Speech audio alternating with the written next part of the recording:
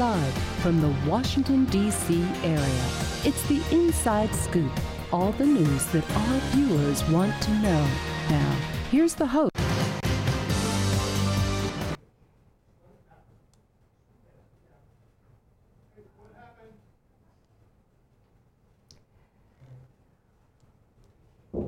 Welcome to Inside Scoop. I'm Bettina Lawton, your host, and tonight we're going to be talking career opportunities in the franchise industry. And the reason we're doing it is because, as we all know, the sequestration has hit in this area. There are a number of federal employees who are looking at either losing their jobs or taking early retirement and are looking around and saying, well, what's my second act? What am I going to do now? And one of the areas that a lot of people don't know very much about is franchising. And it's one of those types of areas where you actually can get help. There are people out there who know about it and who are willing to help you. And I have one such person with me tonight.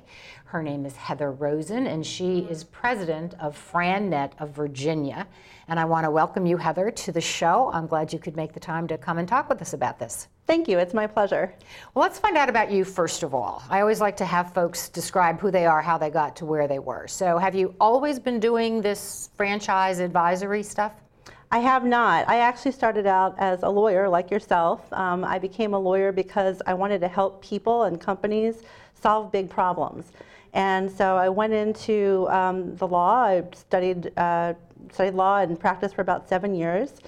And what I really loved was helping smaller companies and individuals, and not so much the big companies. I didn't feel like I was making enough of an impact. And so I actually came to Washington, D.C. in 2001, hired by some of the big law firms that had just acquired a practice group. And they wanted the practice group to get on the map. So I thought, okay, I'm gonna move the needle for this firm. And so basically lawyers are businesses. They're small businesses within a law firm, and the partners are expected to develop businesses, to create a book of business. So I was the consultant to the intellectual property group of a big DC law firm, and the partners in the group that wanted to become known as the go-to place for trademarks and copyrights and patents. And I did this for many years, and what happened was the industry changed. Firms didn't have the same kind of resources during the recession, and they sort of just wanted you to produce things. And so my role changed very much from being something that was very strategic to something that was not strategic, and I didn't have the team that I once had. And so I started thinking about, for myself, maybe doing something different. And I was fortunate to know people who put other people into business. And I talked to those people, one of whom was my father, who himself was a lawyer, who was at a firm and then in-house counsel, and then bought a business and then started some other businesses. And we were on vacation, and I said, what do you think I should be doing? I don't think what I'm doing right now is what I want to be doing. And by the way, the time requirement is way too much for somebody with a young family. And I said, you know what I'm good at. You know really what I'm good at and what really motivates me. And that's really important, doing something that really motivates you. And so at the time, he knew about FranNet. He's actually somebody who's with FranNet in Pennsylvania. And he knew that the person in Virginia and DC and Maryland was selling his business. He was in his early 70s. He was up in Columbia, and he wasn't getting down to the rest of his business, so he decided to sell part of his business. And so looking for a buyer, and I started having conversations with people. And the more I talked to people, I thought, this is exactly what I wanted to do in the beginning. Work with people who want to find a good business, who really need a good business for various reasons, and help them really, this is a big problem. This is a career problem. Help them solve that problem. Give them advice, give them guidance, and help them come to a conclusion, which may not even be a business, but help them figure that out and not just rely on sort of the marketing of the franchises that they encounter at, for example, a franchise fair. Well, so you ended up sort of in the same situation that a lot of folks are now finding themselves in, whether they're with the federal government and dealing with sequesters and all that other stuff, or just a lot of folks. I see a lot of these surveys where they do, particularly of lawyers, who say, oh God, I'm really unhappy doing what I'm doing, or they're working for big corporations, or just whatever it is they're doing, they're not happy. And it sounds like you got to that point and said, I need to do something different, and now you're doing the franchise work that you're doing. Yes. So explain that to me, because the first time that I met you and you talked about this franchise stuff, I was like, I have no clue what this woman is talking about. So you have something called FranNet of Virginia, so that's your area. Are you just in Virginia, or do you do across the country? How does that work? Who can you help? Well, I'm based in Tyson's Corner. I have placed people in businesses in Maryland too, because the DC metro area, Maryland and Virginia, are kind of connected. I happened to meet somebody up here who I placed, two people actually, who I placed in the Richmond area. And actually, I met somebody who lives in Leesburg who wanted to relocate to his hometown of Tuscaloosa, Alabama, and placed him in a franchise there. Wow. So even people who, if they're at that stage, because the other thing that a lot of people I know are now coming to is they're looking around, their kids are older, they don't need the school system that we have up here, and they don't like the traffic, and so they're looking to go elsewhere. So those are also people that you can help as they look to say, where can I go, what can I do? Right. I'm part of a network of people who do what I do. I have a colleague up in the Columbia area. I have a colleague in the Richmond and Virginia Beach area. And I have colleagues all over the country and in Canada. I think we even have somebody in Puerto Rico. Wow. So FranNet kind of strategically places us. We have, by the way, my business itself is a franchise. Oh, okay. We've been around for 26 years, and about 6 years ago, we became a franchise. And because a franchise, it's not really a choice, actually. When you are a company that starts behaving in a certain way, the law says you are a franchise. So we started behaving in a certain way, and obviously we believed in the franchise model. And so we said, yeah, we're going to take all the steps. We're going to put together an operations manual. We're going to put together a training session. We might even do some recruiting. We might even pay a fee to somebody who has their friend join the system. We started really becoming, really officially doing the things that a franchise does. So there are other people like me all over the country and in Canada. And we're actually talking about expanding into India and Brazil and different parts of the world. There's actually been somebody, one person in Europe that's been doing some work, but we're going to be expanding within that area as well over time. I mean, a franchise should really always think about these things strategically. You never just want to say, I'm going to put people all over the place. You have to be able to support them, right? Mm-hmm. But being basically in DC, or right outside of DC, I tend to help people in the DC metro area, and every once in a while I'll meet people in other parts of Virginia. Well, let me ask you something that I think most folks, one of the first questions that a lot of people ask, and it may not be the right first question, but how much does it cost for you to help people? There's no cost. Our model is similar to an executive recruiter. Mm-hmm. So if you're a candidate and you're looking for a job, you don't pay your executive recruiter. Also similar to the real estate model. If you're looking to buy a house, you're not going to pay a realtor.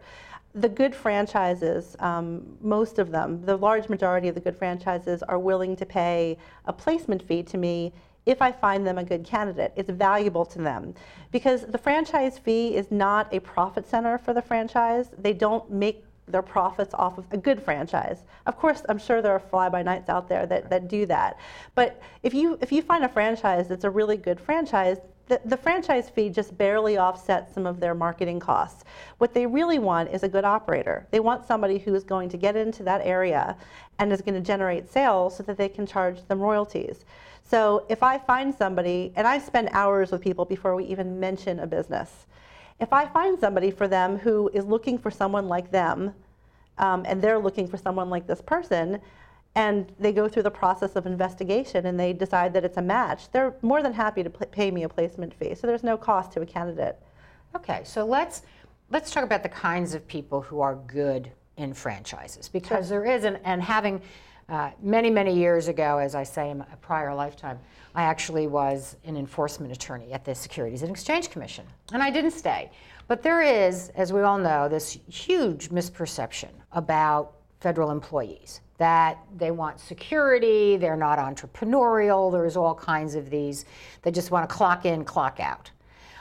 Is that the kind of person, if that were the correct profile of a federal employee, is that the kind of person who makes a good franchisee, or do you need specific kinds of people universally across whatever franchise? Well, security is definitely something that a lot of franchisees are looking for.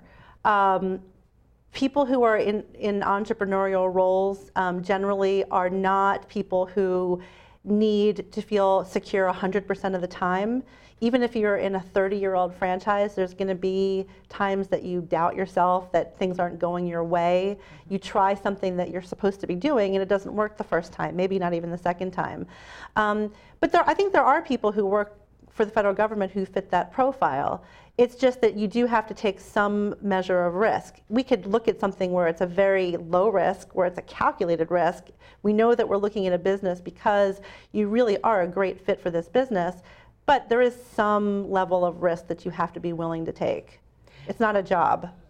So, but on the other side of the willingness to take risks, I mean, I always think of like McDonald's as a franchise, and they've got everything measured out. So everybody's product is exactly the same, and you have to follow everything they say. So I would think if you wanted to go into a franchise, the other side of being able to take some risk is you have to be able to like follow directions when your franchisor says, here's the size of the beef patty, or here's the size of the French fries. You got to do that. You can't sort of say, not so much, don't want to do that, right? You're absolutely right. I tell people that you have to be coachable.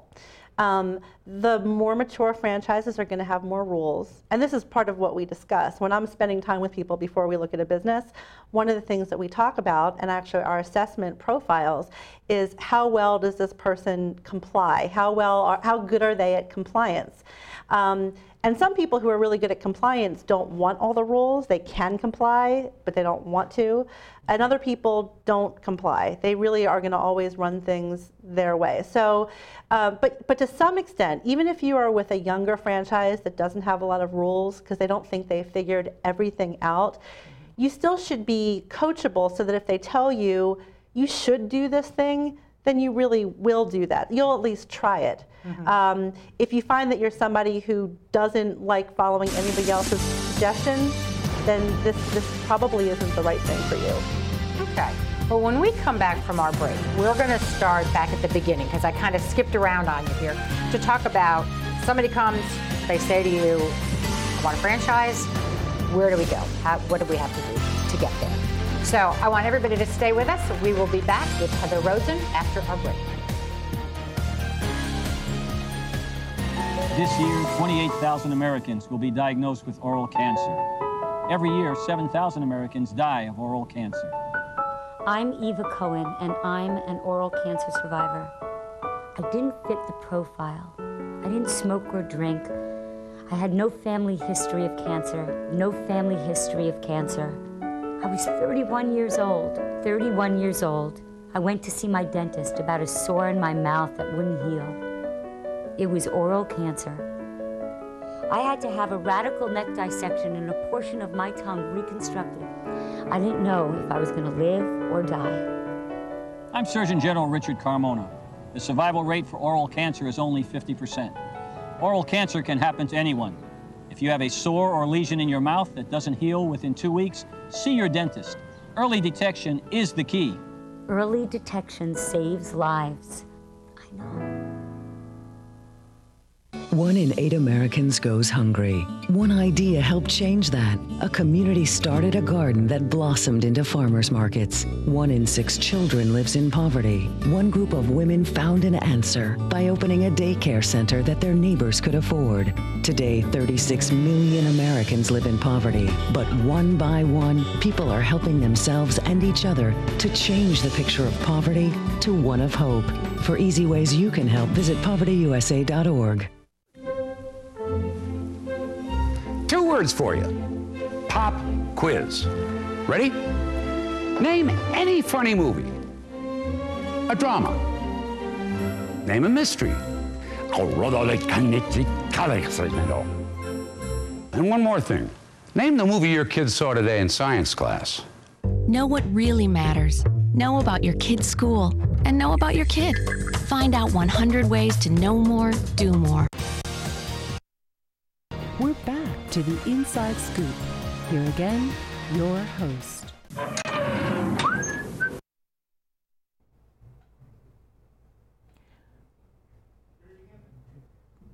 Welcome back. I'm Bettina Lawton, your host, and this is Inside Scoop. And today I have with me Heather Rosen. She is president of FranNet of Virginia. And when we left, I said we were going to go back to the beginning because I was sort of jumping around on you. I do want to give the call-in number if you've got questions.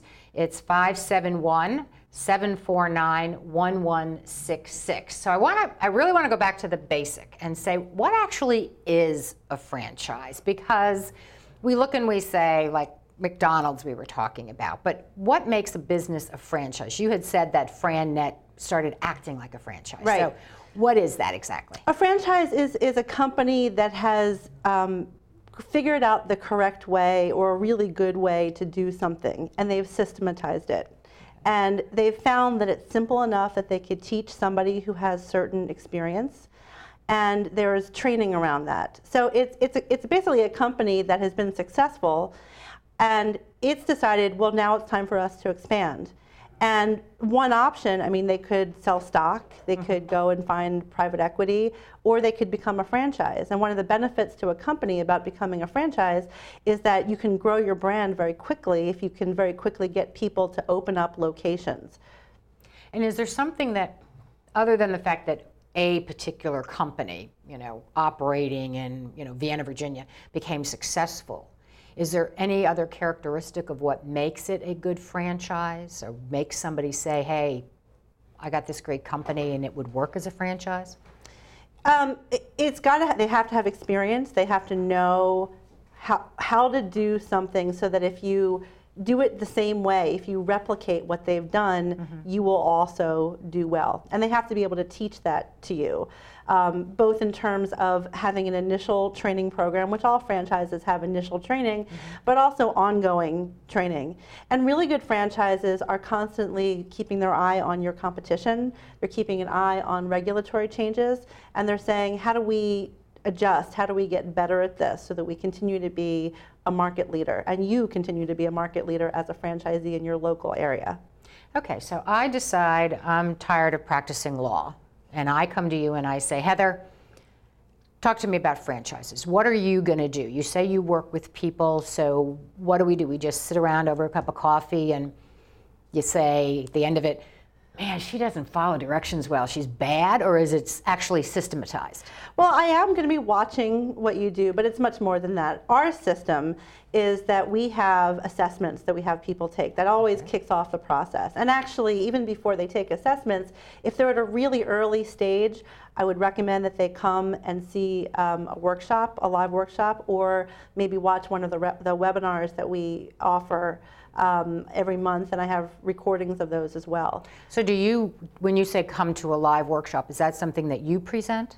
I do. I present a live workshop every month, and actually next week I'm going to be presenting a franchise fair in conjunction with SCORE and the Small Business Development Center in Springfield. They're two of the business counseling arms of the SBA, Small Business Administration. This is my fifth one. Put them on twice a year. This one's in Reston, Virginia. And for those outside of the area, several of my colleagues do this as well in their markets. So it's good. It's a good place to come and learn about what to even look for, what to even think about when you're looking at franchises. The minute you put yourself out there and you go to a franchise fair, and I'm not talking about mine, and I'll tell you how it's different. If you go to a typical franchise fair, you go online, you start looking at websites, you are subject to marketing. You are being wowed by all these different businesses who all say we're the best one. Right. And so how do you know? And there are over 3,000 franchises out there. So it's really easy just to be completely overwhelmed and baffled and to make a mistake. And so I do this franchise fair because I want people to come and think rationally. And part of that is talking about what to even think about when you're looking for a business, talking to business counselors. There are all kinds of free business counseling services. in various parts of the United States and Canada. And also, I do bring some franchises though, but I'm only bringing a handful, and it's businesses in all different industries, different kinds of business models, some lower cost businesses, some higher cost businesses, some that are full-time businesses for people, some that are semi-absentee, master franchise opportunities.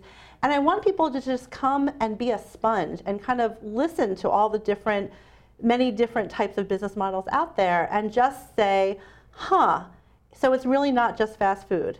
So is this, because when you say like franchise fair, I think of the career type fairs that they've put on that I've seen, and you go from table to table to table. Where are you doing this? Is that what this is, where people are walking around, or is this sort of, when you say you want them to hear things, is this more of a lecture setup? Well, how does this actually work? It's actually both. The franchisors who come, and they're coming from various parts of the country, do have tables there where you could come and talk to them. But there's also a formal agenda where various people speak, including a franchise lawyer, by the way, and there's somebody who comes and speaks about funding options. How do I pay for this other than taking the money out of my bank account? What are my options? And we want people to come and listen to all of the seminars, and then also go talk to some of the franchisors if they're interested in that particular business. But the purpose of the franchise fair is to get people to step back and to understand what process they should be following and what the variety of businesses out there really is, because it's probably much larger than they ever thought it was. Well, and you said this is next week. What day next week is this? It's May 15th from 1 to 5:30 in Reston at the Reston Association Conference Center. Oh, okay. So I want to pick up on something that you said about the 3,000 franchises, because I think most people, when they think franchises, think of food. They think of McDonald's or Burger King or Applebee's or something like that. There cannot be 3,000 food franchises out there. What is the scope for folks who say, I could never run a McDonald's. That's just too much. It's too hard. You said there are other kinds. What other kinds of things you can do as a franchise? Well, there are over 80 different industries where you find franchises. The 5 main categories in franchises, though, food, of course, other kinds of retail, and by retail I mean a storefront, something that is being offered behind a storefront. Then automotive, a lot of the automotive service centers are franchises that you see out there.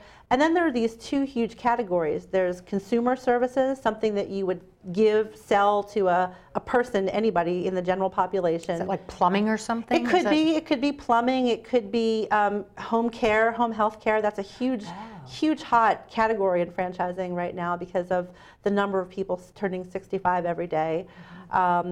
And then you have B2B. You have a whole category of franchises. And those last 2 categories I mentioned are businesses that you run not in a storefront, but it could be a professional office space or even a home office in some situations. Really? So when you say B2B, what do you mean? What kind of franchises are those? Business to business. So that could be digital marketing. That could be the companies that manufacture these bus wraps. These are light manufacturing businesses. I don't know what a bus wrap is. Oh, well, here what's a bus wrap? Well, if you go out on the street or you take the metro, sometimes you go by a bus and they're promoting. You're going to see a big it's all decorated. Yeah, it's all decorated. Those okay. are manufactured. A lot of those are manufactured by franchises. You go into a trade show, like a traditional franchise fair, and all the big pop-up signs, and that's all manufactured by companies that manufacture that kinds of things.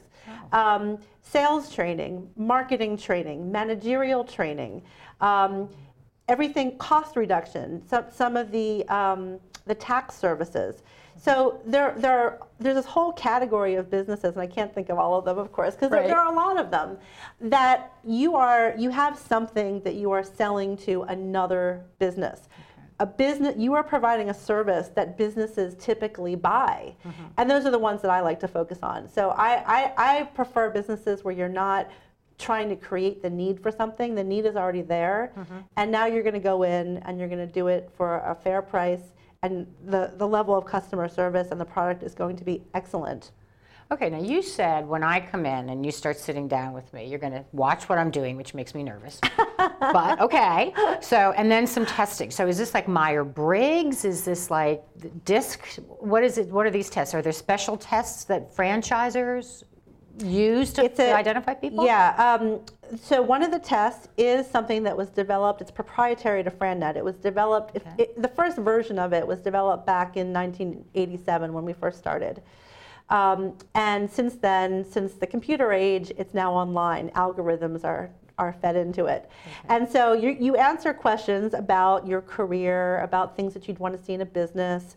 You pick words out of a list. There are some elements of DISC and some elements of Myers-Briggs. It was developed for us by a PhD psychologist years ago who has perfected it, made it just better and better ever since then. Mm-hmm. And so, yeah, that's what she's studied, all of the tests, and she's developed something for us that is specific to somebody who is looking for a franchise. So can you fail it?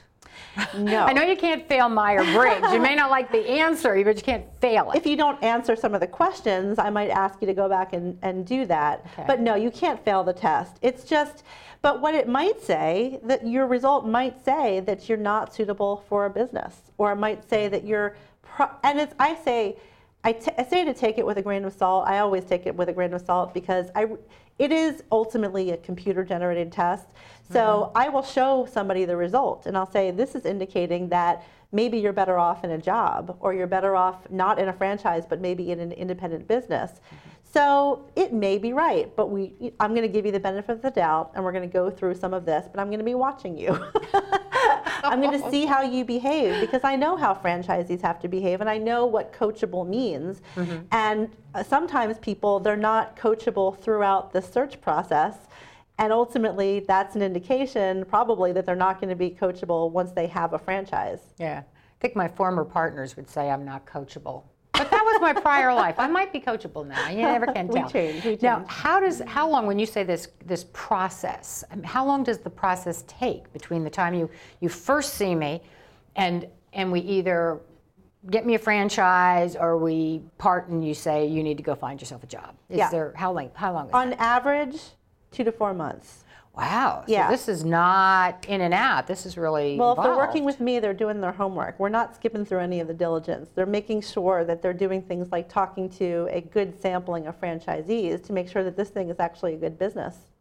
Wow. Okay. So this takes quite a while, and I've got to do more than just sit and chat with you once a week or something. I've got to go out and do homework. Well, yeah, because right, you have to do homework. You're going to have to do most of the research. I guide you through the research, and then you're going to give me your feedback, and I'm going to give you some suggestions based on that. Great. It's not as easy as I thought it was going to be.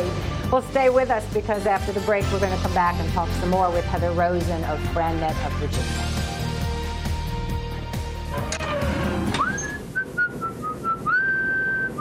This is firstgov.gov, where we're obsessed with getting you government information. Brand new student loan applications on the site, baby.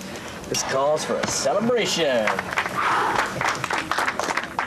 Where's your uncle? So in the end, it was either take the astronaut gig or come work here. What can I say? Duty called. Dude, that's my cop. Oh, sorry. Yeah. No, I'm pretty sure that's Sam's cop. Oh, sorry? Yeah. No. Sam's? No. Just log on or email us and get what you need. C, change of address form. That's how it's done. D, driver's license renewal. E, emailing Social Security information. Yeah. Okay. Yeah. Nice, we'll allow it. All right, Ed. What are those? Government surplus cars for auction. You posted those online last time. No, you did. I'm posting them online this time. For all your government information, firstgov.gov. Oh, what have we got here? Sometimes you feel tired. You can't seem to lose those extra pounds off your midsection. And your joints hurt when you take the stairs? Well, you're getting older.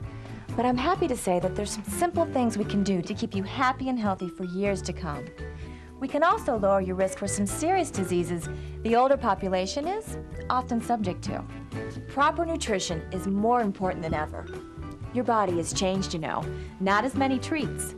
A basic exercise plan, lots of walks and fresh air. And most importantly, come and see me for twice-yearly checkups to help ensure the best possible quality of life. Now, how does that sound? Good boy. Improve the quality of life for your elderly pet. Schedule twice-yearly checkups that include preventive care and regular lab work. A message from the veterinary members of the American Animal Hospital Association. We're back to the Inside Scoop. Here again, your host. Welcome back. I'm Bettina Lawton. This is Inside Scoop, and tonight we're talking career options, and tonight we're talking specifically about franchises. And we have with us Heather Rosen. She is the president of FranNet of Virginia, and we're talking about if you think you want to have your own business with some structure already there. So you're not going to start out not knowing what you're doing. You want some structure. And so you're looking at franchises and what's the process, because what Heather Rosen does is try and facilitate that journey for you, from that little idea you have that maybe this will work to figuring out maybe what franchise and what you're going to do. So we just learned before the break that it's going to take me a couple of months. This isn't like an in and out process and I'm going to have to do homework. So far, I'm pretty sure I'm not going to be doing it. But for people who want to and who are good and are coachable that we talked about, I take my test, and then what do we do? When you say, I mean, that's a long process. So what are we going to do this whole time? I'm just going to interview other people who own franchises? Well, you take the test. We have a call so that I'm asking you for clarification on certain things that you put down in your test. Okay. If I have some initial ideas, we get together for generally a 3-hour consultation. And during that consultation, we're going through the assessment results. I'm asking you questions about some of the things that came up in the results. We're talking about the process of researching a franchise and what that looks like so that they know what to expect.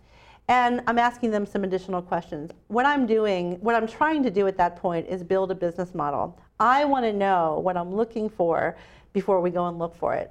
Mm-hmm. Seems logical, right? It does seem logical. So now, is one of the big issues or one of the early things that you have to ascertain the issue of how you're going to finance this? Because I assume some of the really big franchises cost hundreds of thousands of dollars that somebody may or may not have. So do you try and winnow it down by cost initially, or what's sort of that first parameter that you look at?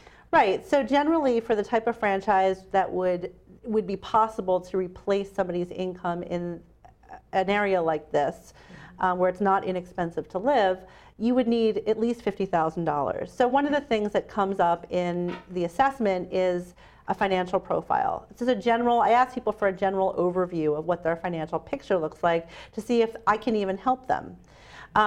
Then if I can help them financially, but then we're also looking for other indications that they might be able to run a particular type of business. So for example, somebody tells me that they hate sales, they've tried it, they really don't like it, but they have $50,000 to invest. That might be tough, because for $50,000, you might be able to start certain franchises from a home office, because it's low overhead situation, and you could do very, very well with it, but you're going to have to be out there. You're going to have to be, you don't have a storefront, and you can't do marketing to bring people to your storefront because your storefront is your house. Right. So we're looking for indications that there's something out there possibly for them. And after we put together this business model, after I spend all this time with them, the next thing we do is we come up with a search strategy. So they might tell me, for example, that they're okay, they like networking. They also like passive retail, and they're not sure whether they want something passive or they want to be networking. What's a passive retail? Passive retail, the best example is a grocery store or something that sells sporting goods, where you are essentially, someone's coming in because they saw your marketing or they saw you from the street, and they pretty much know what they want and they're buying it off the shelf. The owner, a lot of times, isn't even there at those locations.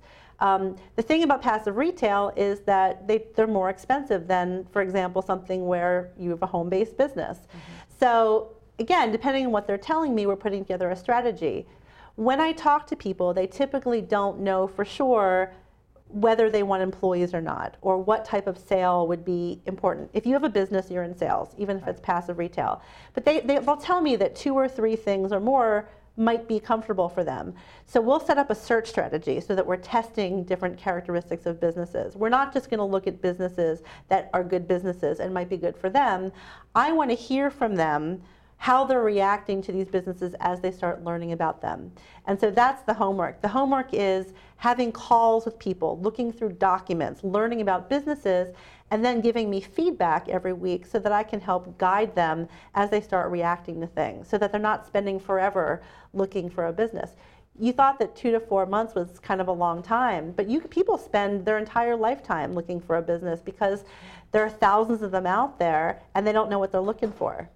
So if I'm looking and you say you're talking to people, you talk to existing franchisees, or you're talking to the franchisors? Both. A candidate would talk to both. A candidate starts out by talking to the franchisor, the people who are recruiting for new franchisees. And a good franchisor is going to say, they're going to take a really hard look at the candidate and they're going to say, is this person like the people in our company who are doing well or not? And they're going to be pretty honest about it.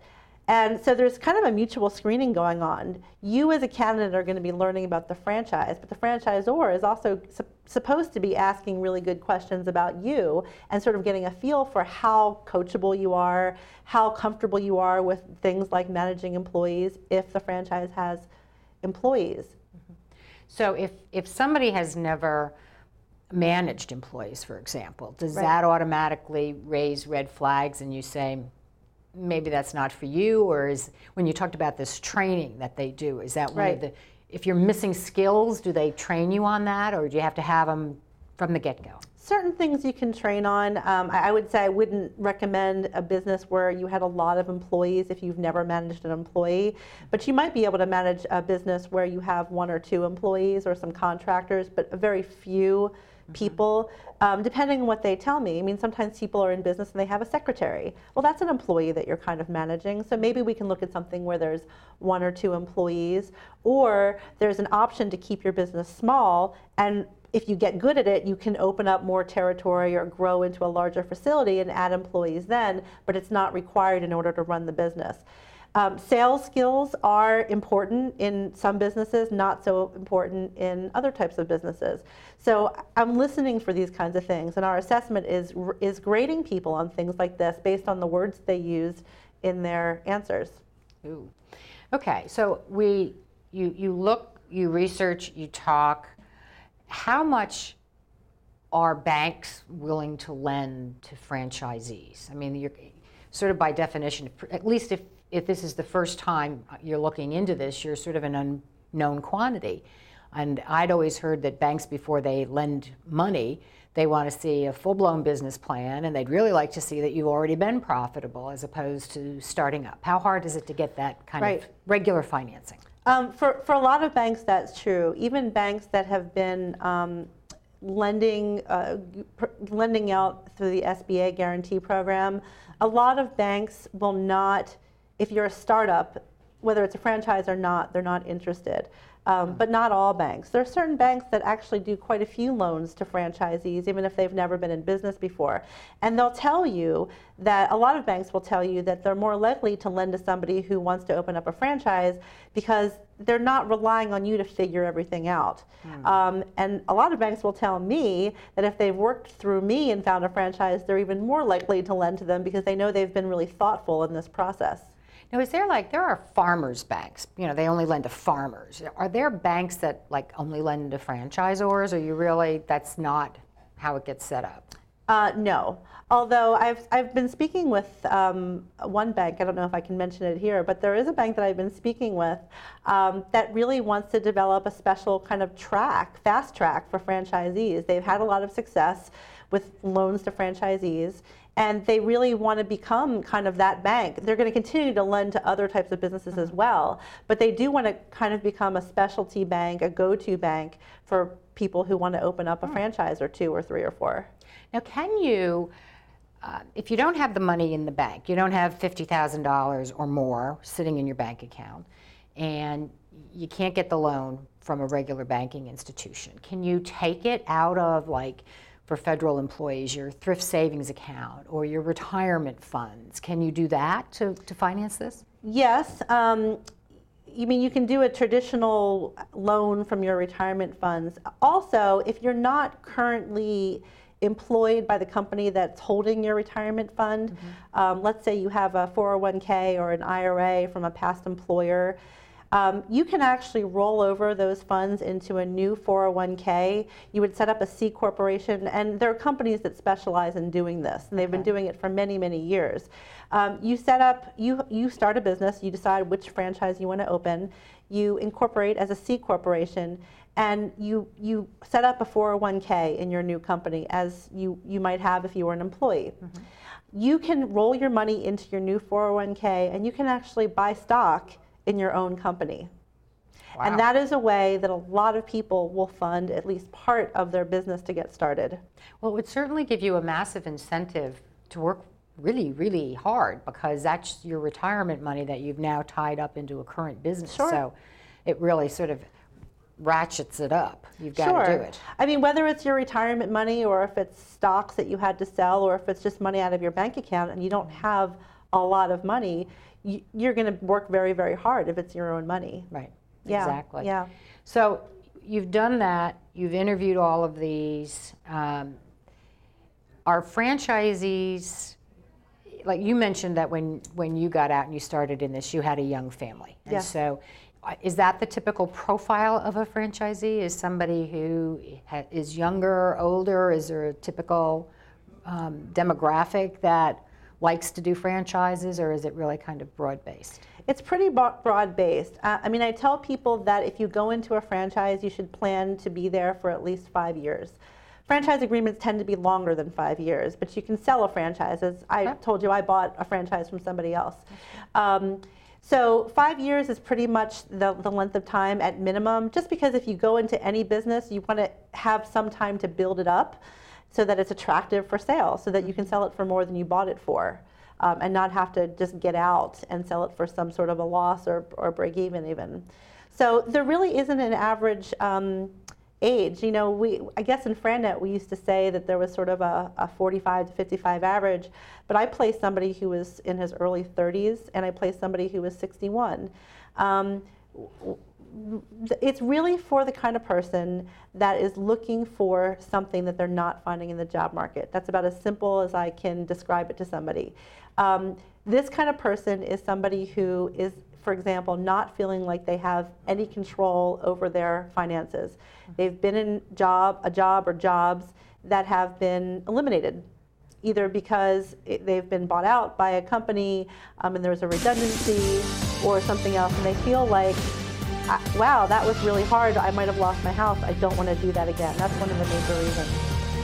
All right. Well, we are going to come back after our final break and talk some more with Heather Rosen. We're going to talk about what the trends are, what's hot, and how to get into it. And then we'll talk about her fair next week for those of you who might be interested. Stay with us.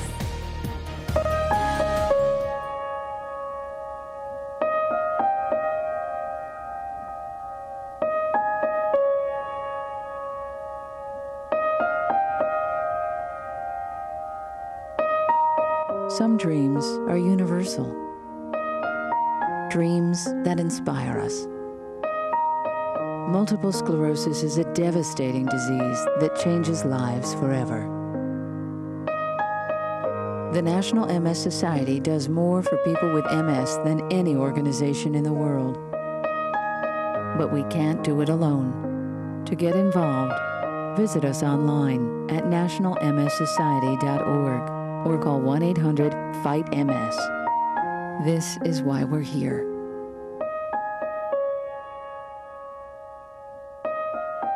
Because nobody dreams of having multiple sclerosis. What's wrong with this picture? Half of young Americans can't locate economic powers like Japan and India. 20% can't even find the Pacific Ocean. Without geography, our children aren't ready for the world. Geography is everywhere. It's incredible creatures, rhythm, fashion, flavor. It's economics and politics. It's change.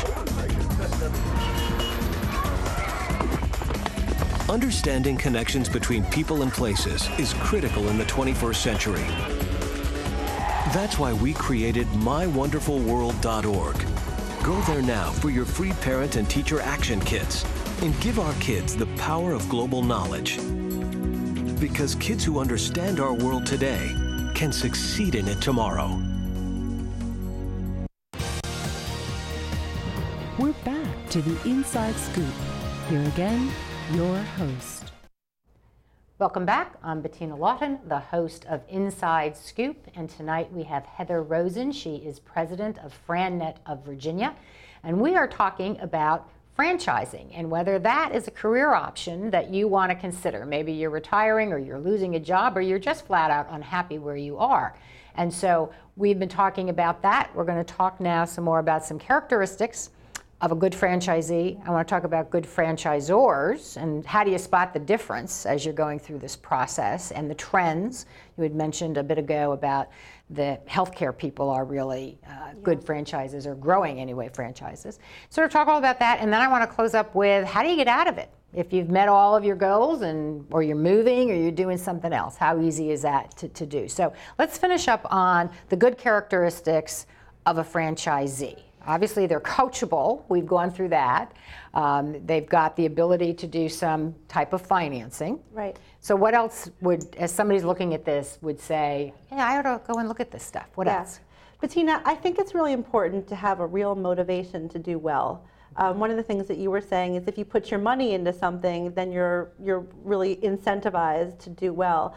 I think there should be something more than money, though. There really should be a why. There really should be a thing that you're not going to get from the job market or from staying at home and collecting a pension, that's really driving you to get through the tough times. Even in the best franchises, you're going to have some things that don't work and you get discouraged. And if you've got something at the end of the tunnel that you know you can only get if you make this work, you're going to be much more motivated. I talked before about the financial security, feeling secure, feeling like we don't have to worry about whether we're going to be able to pay the mortgage, whether we're going to be able to send our kids to college. One of the other things is people like me are not motivated by money. We're motivated by the ability to make an impact. Okay. So there are lots of people who I speak with who were pretty senior. They rose the ranks of their company. They got up to this point where they thought for sure they would be able to move the needle. They would be able to make an impact, only to find that they were reporting to somebody who really wasn't interested in what they wanted to do. They wanted somebody to affect the things that they decided that they wanted to do.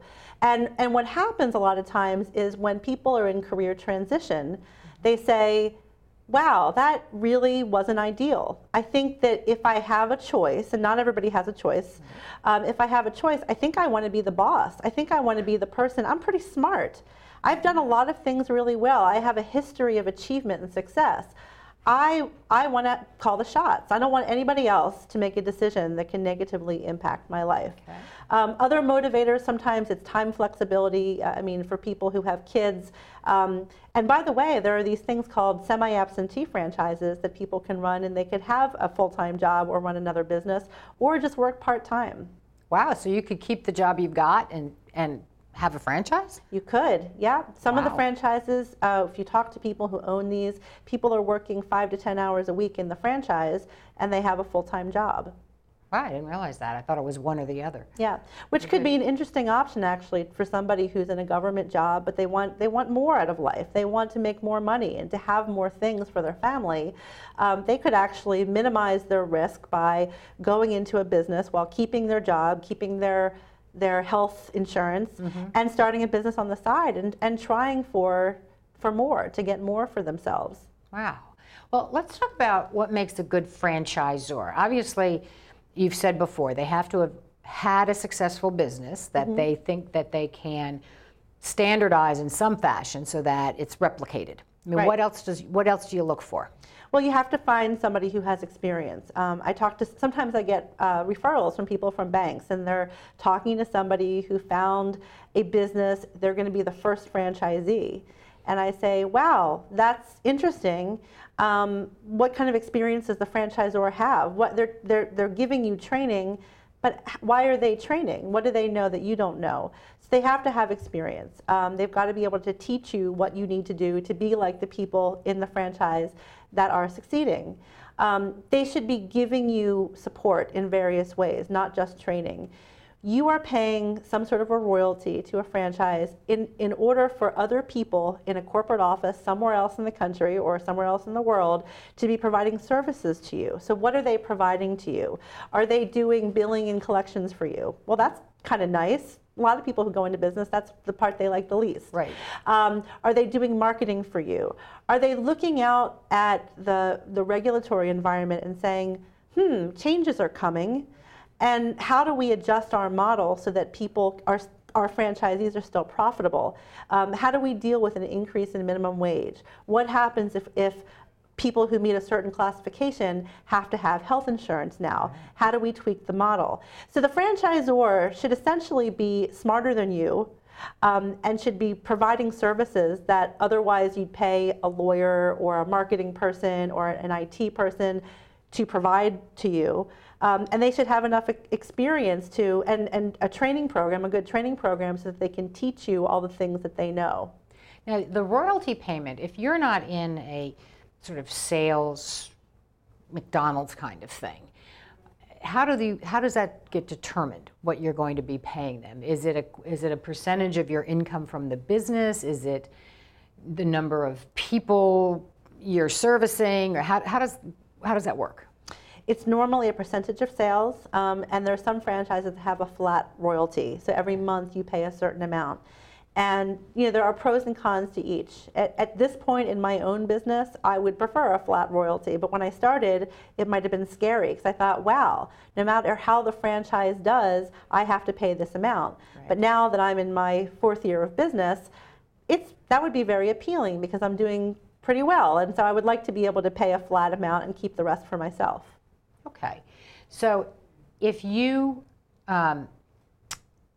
are looking at franchises, what are the good ones? How do you, what areas, other than home health care, are there others that are really hot where you've got a lot of interest in franchisors bringing on more people? Yeah.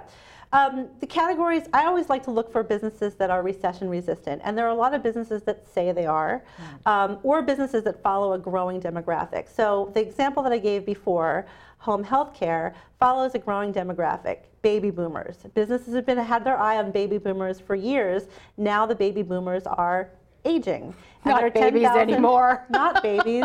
10,000 people every day turning 65. So this is a huge growing trend, and so health and wellness is a really hot sector. Healthcare is in that. You're seeing even urgent care centers popping up all over the place. Some of those are franchises. You're seeing medical massage businesses for people who you just can't sit comfortably in a chair, so they have to go back regularly and get worked out. You see home health care, you see people who are businesses that are putting the iPhone and I can't get up systems in people's houses. People who are worried about their health and their appearance are buying things from these kinds of businesses, and a lot of those are franchises. Essential services. If I don't have a lot of money left over, what do I have to buy? Well, I have to get my hair cut. I have to pay taxes. I have to have some sort of window covering on my house. I have to have some sort of flooring on my house. The real estate market is really hot right now, and a lot of people, when they move into a new house, the first thing they do is they rip up the horrible carpet. That's right. They take down the faded window coverings, and they buy something that's not too expensive, but it's nice, and it protects the neighbors from looking in on them. Right. And then there's a whole bunch: damage restoration, fires, floods, Hurricane Sandy.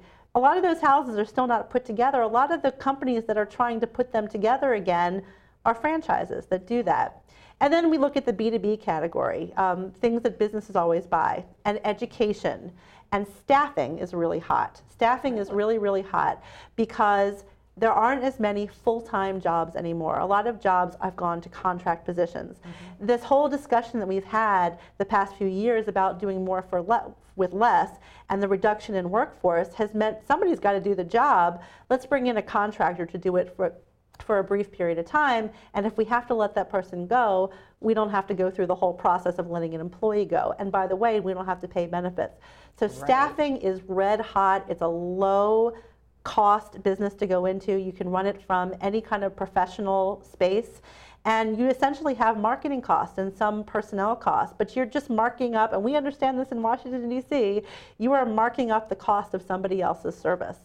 Wow. Okay, I hadn't actually thought about that.